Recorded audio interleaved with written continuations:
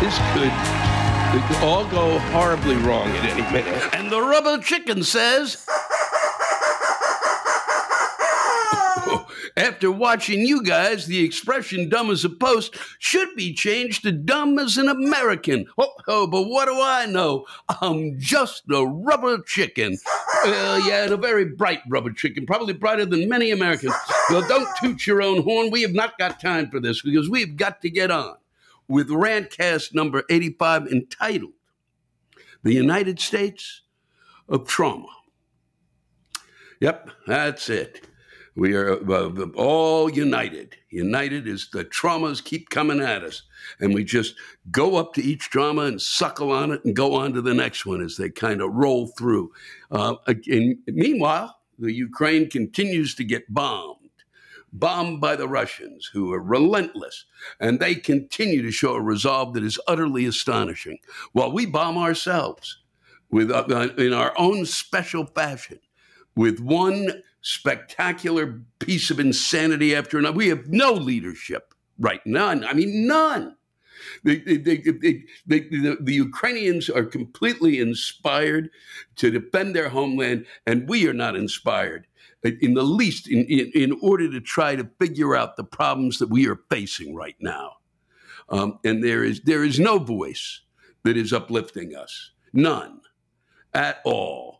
And chickens are dying, yep, apparently from some flu, and that's going to hurt a bunch of business because everybody's got a chicken sandwich, as my friend Kathleen Madigan tastes them all. It's just beyond belief. This has been another week, and we are exhausting ourselves over and over, and I don't know how long. I keep hoping this will be a short intro today because I really have been just wiped out by the bullshit, the river of bullshit that we continue to try to swim our way through. Good God, it's beyond belief. Whew. Yesterday, there's they're marching yesterday for better. Certainly, in order for gun safety, they're marching for gun safety. We're the only people on earth who are stupid enough to have, keep AR-15s out there. Yeah, because you got to have one of those. I don't have the jokes left for this. I went through this last week. Okay, I'm not going to go through it again. All right, but it appears they're not going to raise the age. For owning an AR-15 from 18 to 21. They shouldn't even be fucking selling them at this point. They're not enough, okay? Just have one more day. Say, okay, one day, everybody get out there, needs that AR-15 desperately. You got to be over 20. You got to be over at least 21, No reason for an 18-year-old to have one. None. How many times we got to watch this fucking continuing story like a loop that appears? And we had 5 other fucking... I think 4 other mass shootings last week, including one in Maryland. At some point, okay, you got to realize that drowning ourselves in guns has not helped us be safe, okay? Figure that the fuck out. We are goddamn insane. And so we're out there pleading, the 60 whatever fucking percent of us are out there in the streets pleading for some sort of sanity. Oh, we're not going to do that. We're not going from 18 to 21, and it doesn't look like they're going to be universal background checks. And I'm not going to wait around now. They're supposedly going to announce later what this is, and it's not going to be enough. It's not even going to be close. Okay? Every other fucking country on earth looks at us, and their mouths wide open as they stare and wonder what the fuck is the matter with us. It defies description. And it goes along with what just happened with when on January 6th, that commission is meeting, okay, and trying to get their message out. And once again, they repeat that on that day there was phone calls from other governments going, "Hey, what the fuck's going on? Are we going to be okay? Is somebody going to blow us up?" That was the Chinese, I think. Fucking unbelievable. Just unfucking believable. The rest of the world is telling us, get on track. Okay? It's too bad that a country doesn't have counseling. You know? Right, you know, we're going to get counseling to these. That's what we need. We need mental health counseling. That's what'll cure gun violence, huh? That'll do it. No, we got a mental health problems that a ton of us have. A ton of us are dealing with mental health problems. There is a small percentage of people who have mental health problems who are going to kind of slip through the fucking cracks and are going to go at the age of 18. Or 21 or 30 will without a universal background check, will wander in and pick up one of these AR-15s or a military-style weapon, if you want to call it that, or just call it, holy fuck, what's the matter with us? It's selling that kind of armament. It's not a hunting fuck equipment. You have magazines that are fucking bizarrely. I'm going to stop talking about this. I did this last week. There's no need to repeat it. Okay? But it's just that small percentage. And that's what'll do it. We are clinically nuts. And then this January 6th thing, people, you know, the Republicans kind of just refused. Well, we're not going to deal with it. They didn't allow these people to get in. You know, they could have sent over some people if they really gave a shit. Okay? There was no need to have somebody come in there. You know, as much as I'm not a Pelosi fan, the fact of the matter is you needed people who were going to see, you know, were going to go beyond their party loyalty. And just like they did as we are repeating the history of Watergate now, I wonder why. Huh? We got to go back to go forward. That's all we do. We can stand there staring over our shoulders and the shit hits us in the back of the head. And you can quote me on that. It's beyond. So they sent no. So they, you know, because if the problem is that if you've sent the people like a Jordan who is now taking a job, I guess with Trump, if you send people like that in, then you've got the basically the machinery of trying to figure out what happens gets stuck with them kind of barking like dogs. All right, and that's my job. I'm the big dog barking in the wind. That's what I do. Okay? But what they should have done, I think, because since the Republicans believe it's bipartisan, maybe the Republicans, what they should have done is put up some cutouts of themselves. All right? But then they weren't going to do that because then you know that, they would turn to Liz Cheney. Let me see what my colleague has to say. And there would be a cardboard cutout saying nothing. I did watch it because, it's a part of my trauma festival. And I thought that, once again, it boggles my mind that there are people who don't want to figure it out, that don't want to know how this came to be. And it's not to me whether they catch him or not, because I don't think he never seems to be. He's unbelievable. He's like it's like the greased pig contest, and the greased pig is always going to win. And don't go off on you're comparing it to a greased pig. I'm talking about it as a metaphor. The pig has nothing to do with it. It's the grease that's so disturbing. How he slips out of these things, and who knows? You may not be able to do it in terms of Nixon of having that tape. But you've certainly got to try to say, how do we prevent this? And how do we, if we're going to have January 6th again, if we're going to go through this, should we then be sure that there's military there in order to protect ourselves as we go through what is supposed to be the peaceful transition of power? And yet they rattle it on. 70% of the Republicans believe that he won the election, that it was stolen from him. And they stop saying, I've repeated this too many times, but give us a sense of how many people that is. Okay? Because the majority of us, those in the middle, the Republicans who are still just Republicans, who do not pledged allegiance to him, that those folks along with the Democrats and the socialists and whoever else is wandering around out there, the independents, we're the majority. And I think we kind of want to know. And I think it's important for us to, they're saying it's a distraction, the Republicans. Well, right, you know what? We can do more than one thing at a time. So if you think that's a distraction, don't worry about it. There are 9 Congress people there, whatever. I'm not going to go through a head count. And that's it. The rest of you guys, get on your shit. Okay? Senate, get on your shit. Because the other great trauma is, well, you're not dealing with, he's not dealing with inflation. God damn it. Boy, this is just because they're really trying to make sure that Trump isn't elected again. That isn't what they're trying to do. Please. Okay? I'm sure that that's in the back of some of their minds.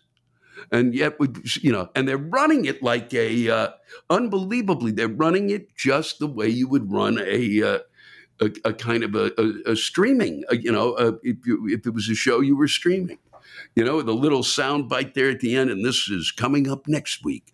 We find out why, Jared Kushner's shoe size meant something more than just his shoe size. Okay. There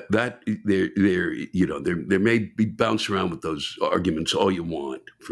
You can yell about it because so now we point fingers, both sides point fingers at the commission, and in the meantime we've got an inflation problem that they're saying this is making it impossible to deal with inflation. Is that? No. What's making it impossible to deal with inflation is nobody seems to know what to do. Or the ghost of Christmas past, our leader in the White House now, our president, he doesn't seem to have a clue. He just seems to point his fingers. Well, it's this problem, and there's this problem, and there's this problem, and there's this problem, and that's why all of this has happened. Well, okay, fine. We need to know what it is that can be done. All right, and if you don't know, bring the best minds. Okay.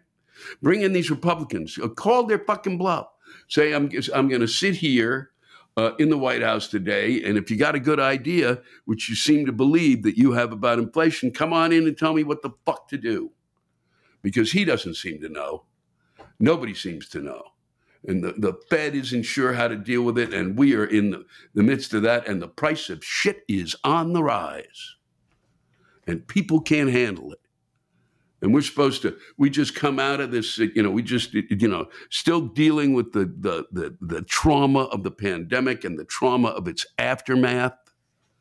If this is an aftermath, I'll repeat that over and over again because I don't think it's over. I think it's all we have done is extended because people are still suffering from what they went through. And are still trying to get together. A lot of people. And they may say, oh, boy, I'm able to do it. And maybe they do get out there. But I can't believe that a lot of them go home and don't, as I do, when I'm at a big kind of event like, or in a situation where I think too many people, not enough masks. And I sit there going, oh, boy, is this now will I get it? Now will I get it? Now will I get it? What will it do to me? I have an underlying condition. And so we need leaders to stop worrying about if they're going to get elected next time and fucking start leading.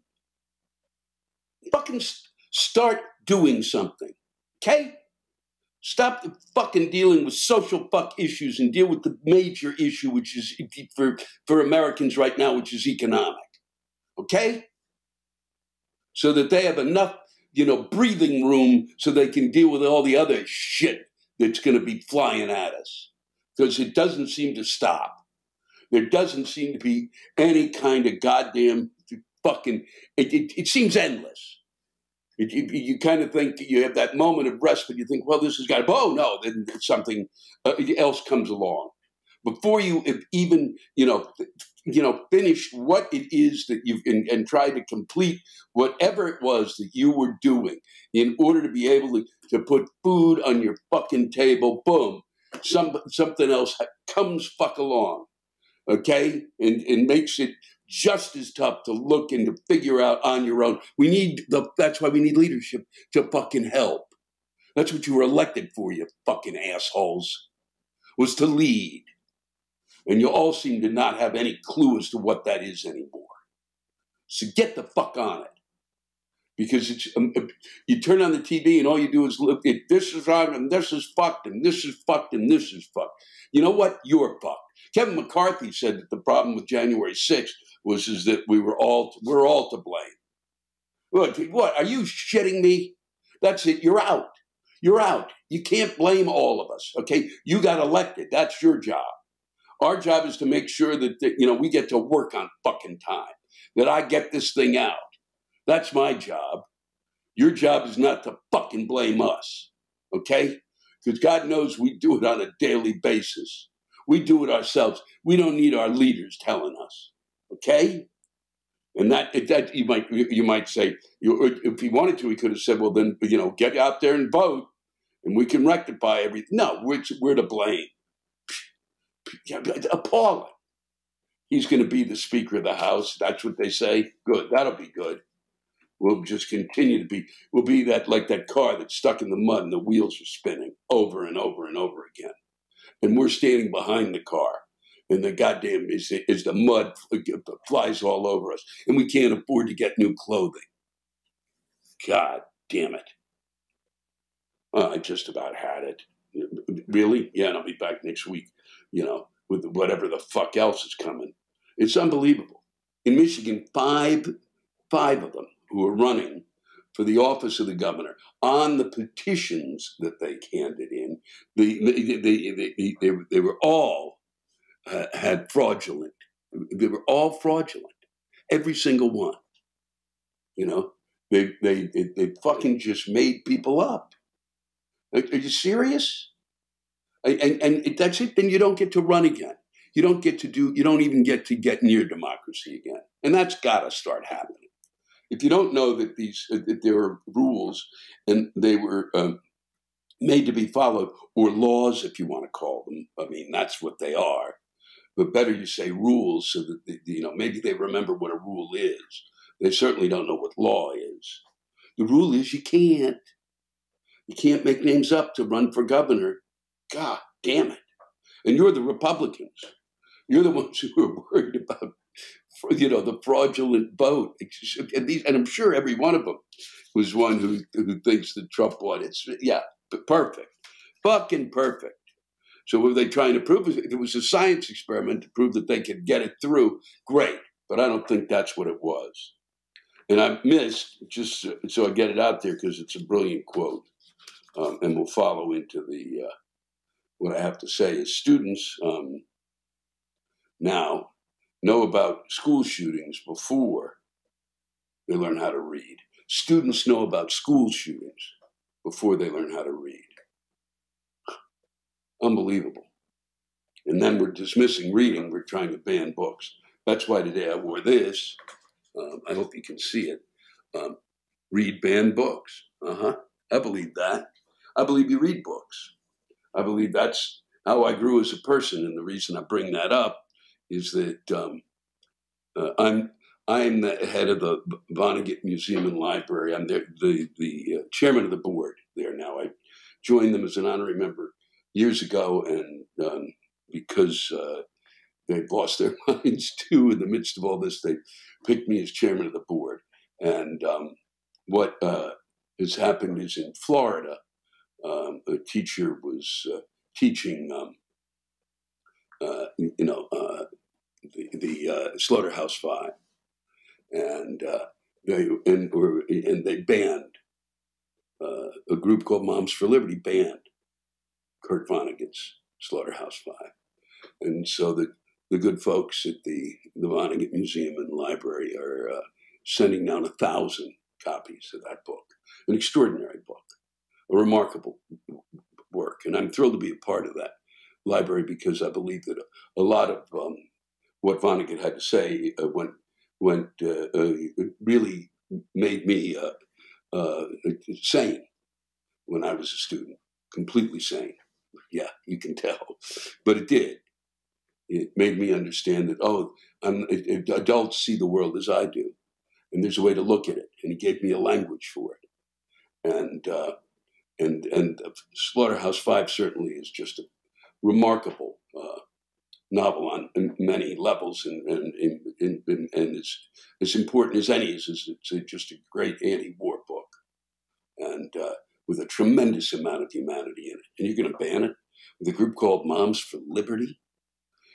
Vonnegut, I don't know, and I've said this about many gifted authors, Vonnegut may not have had, even in the huge imagination he had, would have figured that a group called Moms for Liberty would end up being able to and would be banning, find a way to ban Slaughterhouse-Five.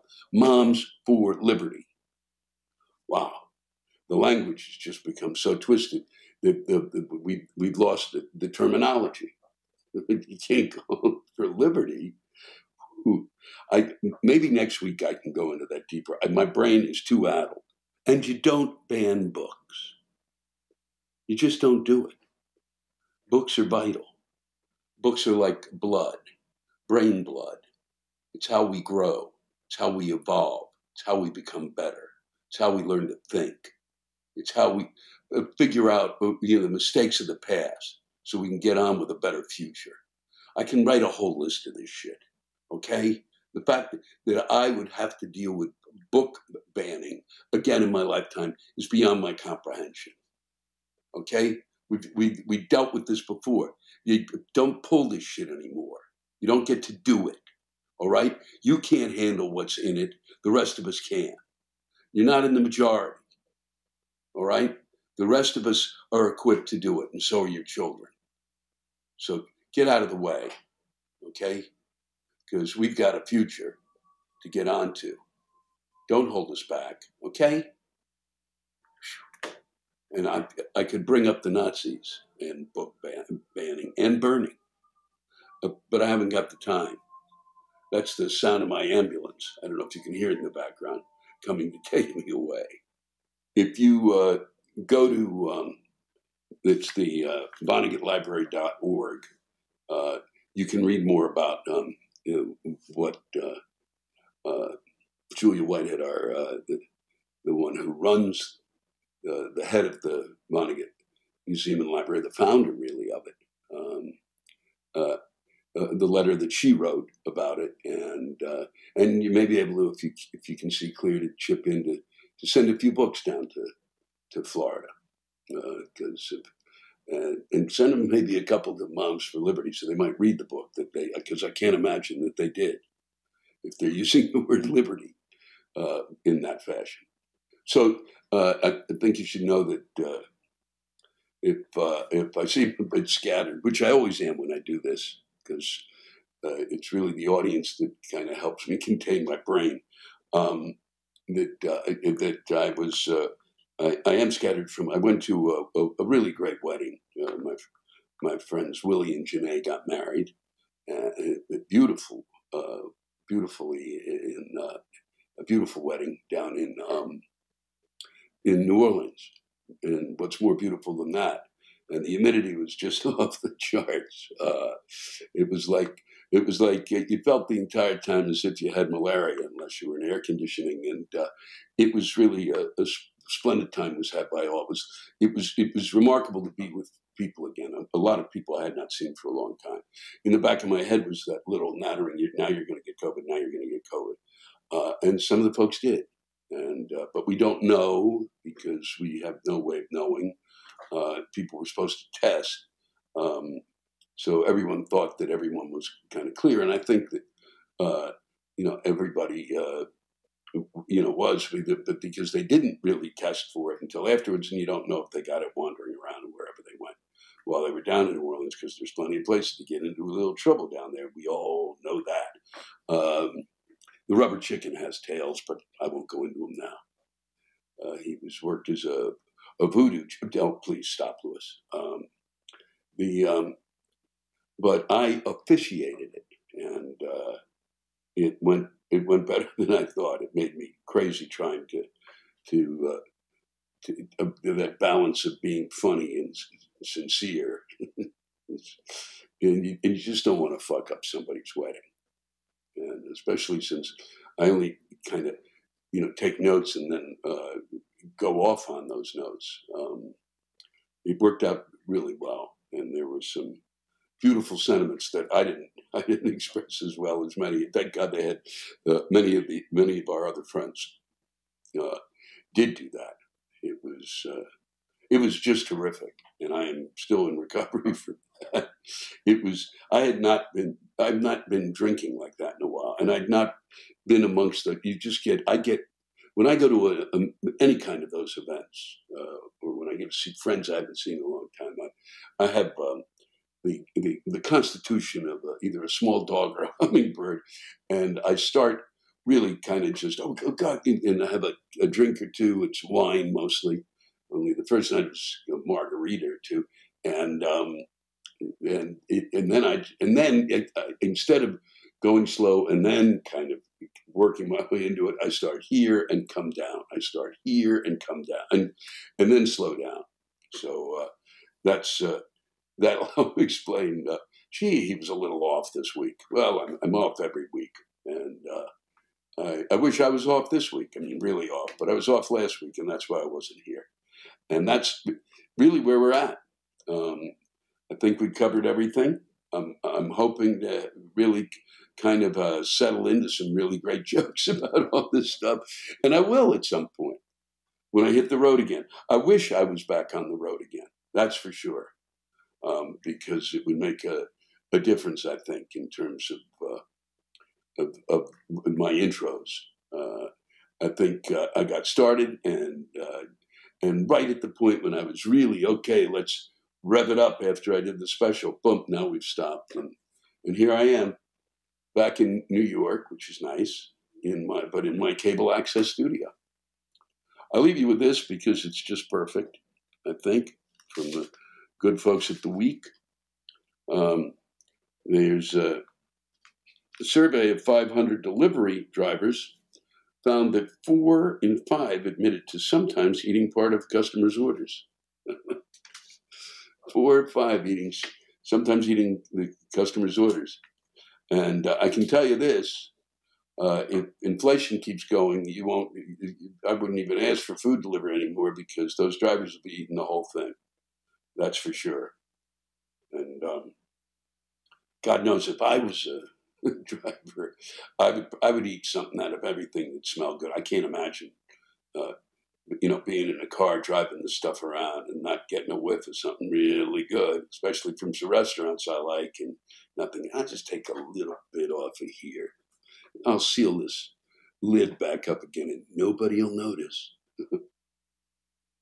So this week, the rants come to you from the good folks in Champaign, in Illinois. They sent in some terrific ones. I loved reading them. I always love what I get. It's incredible to me the gift that you give me week after week after week. And I look forward to getting back on the road. I'll be in Niagara Falls in Canada on July 23rd. And I'm really 22nd. And I'm looking forward to that. Take care of each other, okay? Because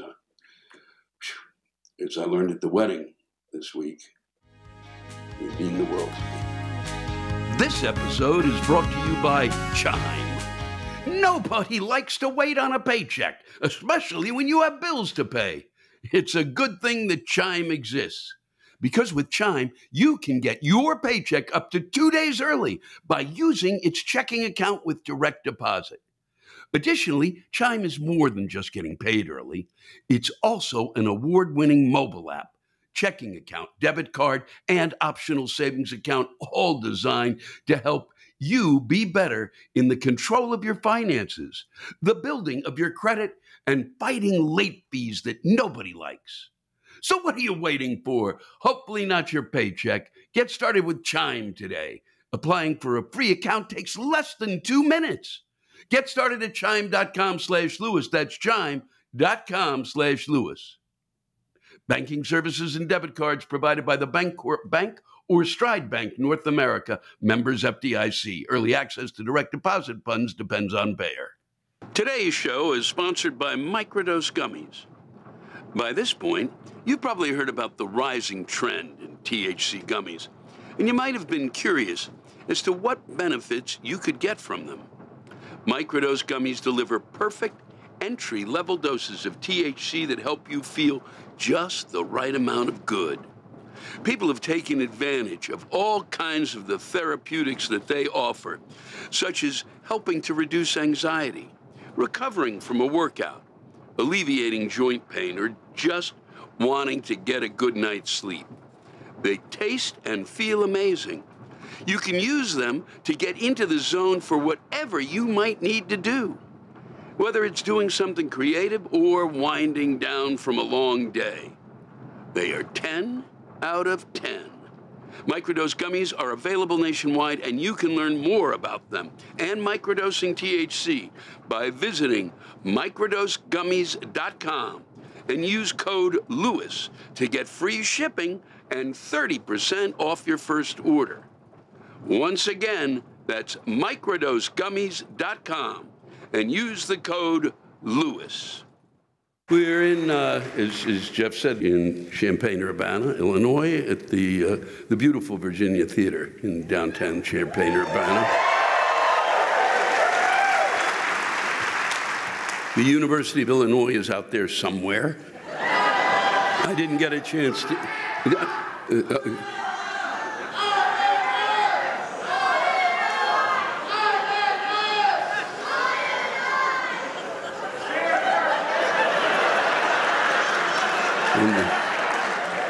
And as you can tell, it's a college town.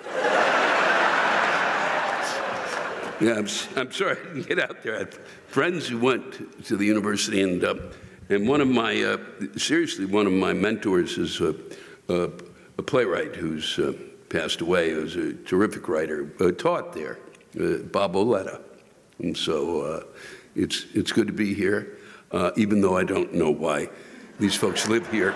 I didn't get it. It's a beautiful little town, and apparently there was nobody here today. Nobody. I mean, seriously, Jeff and I walked around town, and it was like, whew, there may be zombies in the area. But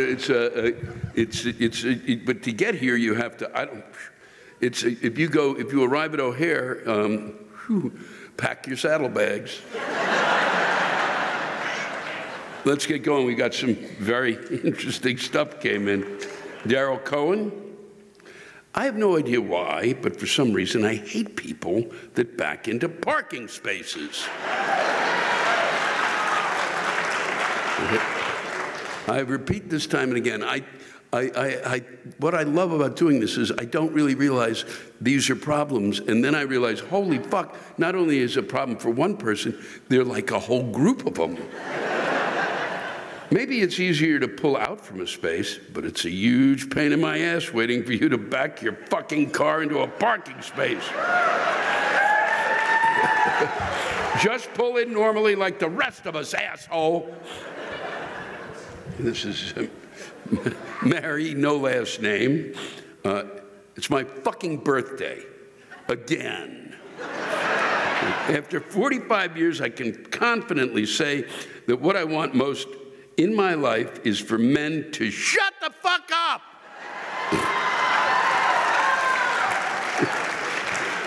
This is wonderful. We've had to listen to your crap-filled mouths spewing anger and hate for thousands and thousands of years. What do you have to show for it? Well, you fuck the planet, you make up for your shrinky dink dicks by starting wars, and you're so emotionally stunted that you can only communicate by punching or fucking. Sit down, shut up, you're done.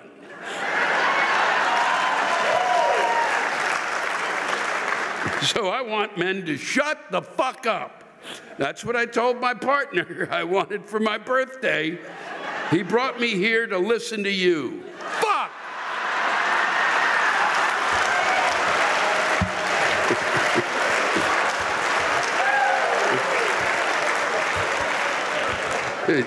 I love you, Lewis. I mutter another horse year in college whenever I hear idiocy, which means I never stop muttering. Happy birthday, Mary. Happy birthday. That is spectacular. And your mate, your partner, certainly, if this was the gift, you got lowballed. This is Ronna Davis. I'm reading this because I've read this twice recently, and I didn't read it last. Somebody mentioned this last night. I didn't know this had become a thing. What the hell is wrong with people? Didn't you take English class? You didn't seen it. You saw it.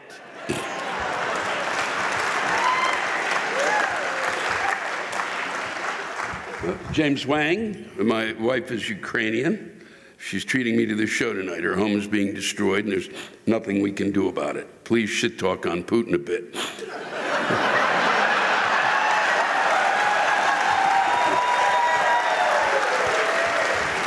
It'll make us feel better. I don't know if I could really. I mean, he is such an inexorable piece of shit that it defies fucking description. And literally, look, to be honest.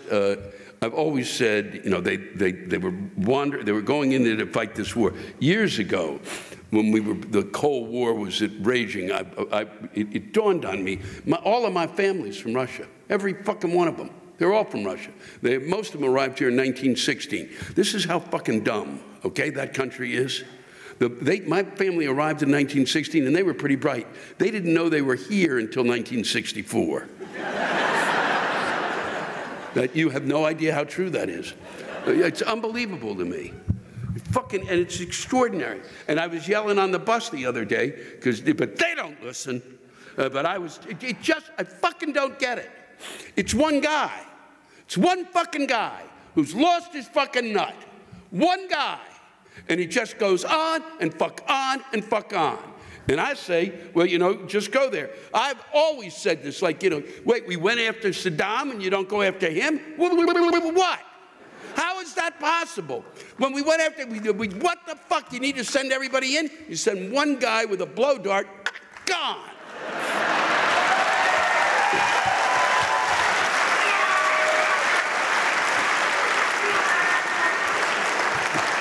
Of course, with our luck, it'll be somebody that go, that suck it backwards. Fuck! Fuck, he's dead! After years of fine print contracts and getting ripped off by big wireless providers, if we've learned anything, it's that there's always a catch. So when I first heard that Mint Mobile offers premium wireless starting at just $15 a month, I thought, what's the catch? But after learning about their service, it all made sense. There isn't one. Mint Mobile's secret sauce is that they're the first company to sell wireless service online only. They cut out the cost of retail stores and pass those sweet savings directly to you. It can save you a ton of money monthly compared to the big wireless providers, and you could be saving hundreds of dollars a year.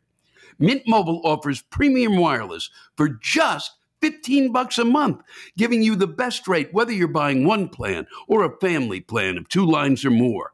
All plans come with unlimited talk and text, as well as high-speed data, delivered on the nation's largest 5G network. You can use any phone on your Mint Mobile plan, and it allows you to keep the same phone number and contacts. To get your new wireless plan for just $15 a month and get the plan shipped to your door for free, go to www.mintmobile.com/Lewis. That's mintmobile.com/Lewis. Cut your wireless bill to $15 a month at mintmobile.com/Lewis. This is Kelly Applegate. Lewis, can my pronouns be fuck off? I'm too old for this shit. They can be whatever you want, Kelly. Joey F. These two go back to back. They're splendid. Why don't my goddamn shoes fit? I'm 40 fucking years old and I've gone through 3 sizes this year. Get with the fucking program, feet. And then Pius Weibel.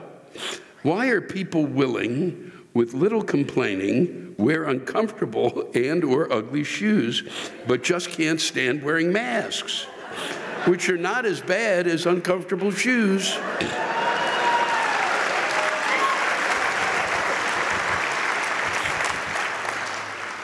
Daryl Cohen. Sometimes when I think I'm not the smartest person in the room, I look at work email responses from people who hit reply all to a large group email, when the intention was for the original sender to get a response individually, because nobody else gives a fuck about your confirmation of having completed something. That's when I feel like the genius in the room, and these fucknuts are idiots.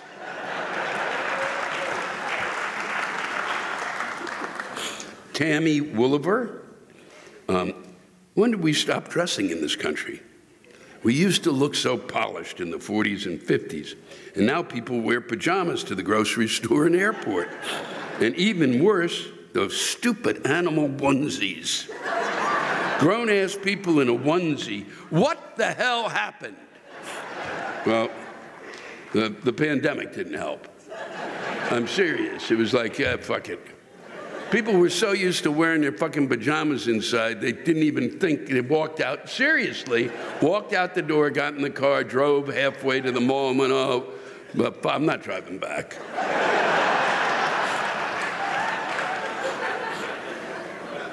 This is from Eric Markley. I asked him the other day, he'd come out in Chicago, and I had wanted to read one of his rants. It was his birthday. He's written in a lot of stuff, and due to the fact that this is an iPad and Apple just fucks with me, it ended up in the ether somewhere. And but I said, send me another rant, and this is what we got. There's only one fucking group of individuals on this planet that are allowed to disagree about reality, and they are known as physicists. Everyone else needs to just sit the fuck down, shut the fuck up, watch a baseball game, eat some hot dogs, and drink a beer. These goddamn politicians pretending to be doctors or scientists or epidemiologists or teachers or environmentalists need to shut the fuck up and get back in their goddamn own fucking lane. Speaking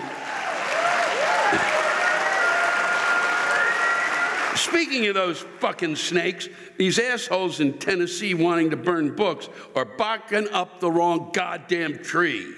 Never mind the fucking asshole states trying desperately to overturn Roe versus Wade so they can legislate women's reproductive organs. If we let that fucking bullshit stand, guess whose genitals are next, motherfuckers? Men's!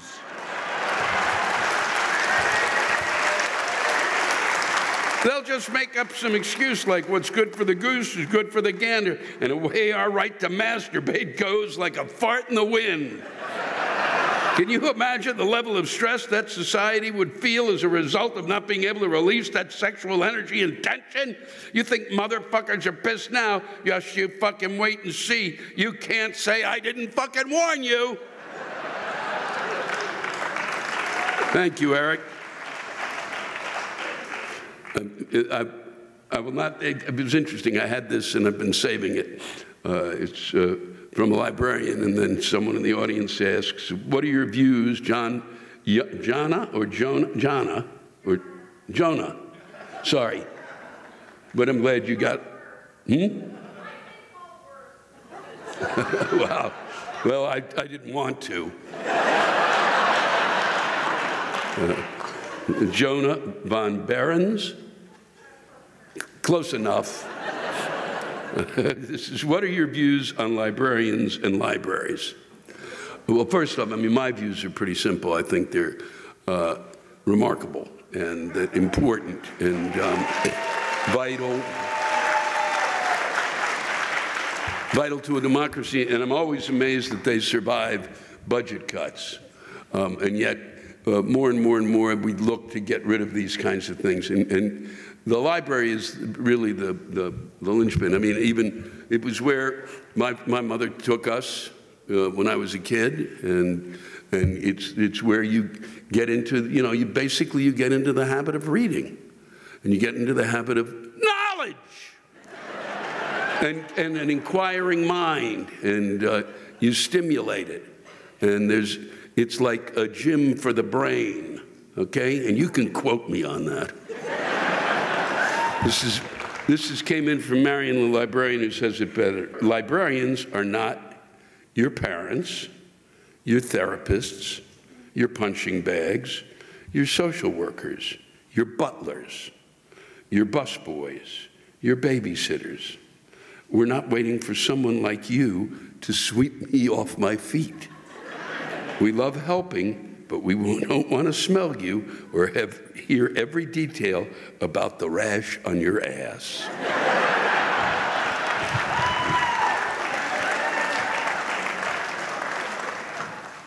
This we will end with because it's very special. The name that it was sent in under was Mother of Fuckwits.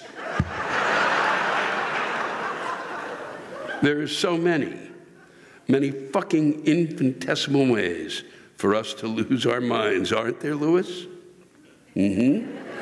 Insignificant, insubstantial, itty-bitty, Lilliputian bullshit that breaks you after years of being trapped together in a pandemic. Here's mine. Shut the fucking door.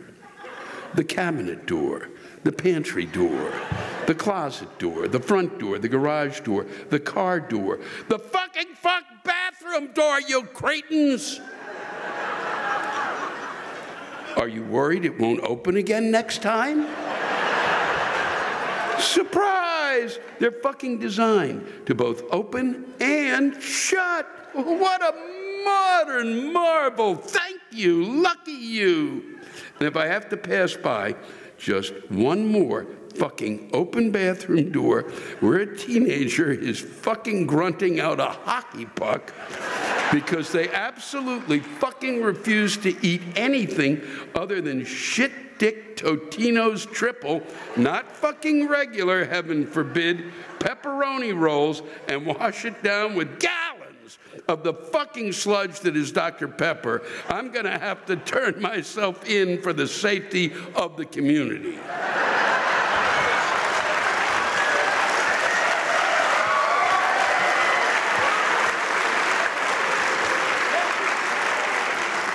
Shut the fucking door. Thank you, Louis. Thank you, Mother of Fuckwits. Thanks to all of you who wrote in today, and I really appreciate it. And if you like what you see, to basically say that you like it, and more importantly, if you want to find out when we're going on the air with the show, with the live stream, then subscribe to the YouTube channel. I have a YouTube channel, but everybody's got one, so it's no big deal. But subscribe to it, and we'll be able to get you a notice that I'm going to be doing this. And it has been a splendid weekend wandering around the Midwest. It's been a delight ending it with you. You folks were terrific. Thank you for coming out. Thanks for watching, folks. Take care of each other. That's what really matters. Thanks to all of you for listening to my Rantcast. If you have a rant you want to get off your chest, send it in to me at lewisblack.com/live. You can think of it as therapy, or whatever you want to think of it as. Just let it rip. And I want to thank the true stars of our show, the ranters, and the splendid rants they gave us. Lewis Black's Rantcast was created and hosted by me. Lewis Black. It is produced by James Salt. Our theme song by Chris Lane. Executive producer, Ben Brewer. Executive producers, Matt Kleinschmidt and Robert Kelly.